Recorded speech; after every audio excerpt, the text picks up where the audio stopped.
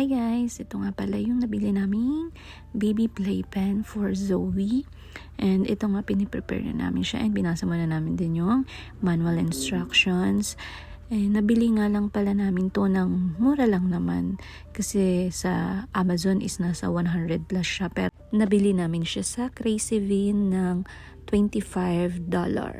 Canadian dollar siya. So, nakatipid talaga kami kasi dito kailangan madiskarte ka saka matipid ka talaga dahil mahal na rin ang mga bilihin. And syempre, yung mga needs din natin as a family. And maganda rin pala itong nabili namin na playpen kasi unlike sa crib, nauuntog talaga si Zoe. So, ito hindi siya masyadong masasaktan. Pero lalagyan namin ng sapin yung floor or yung carpet pa rin. At the same time, medyo malaki rin yung magiging play area niya compare dun sa crib.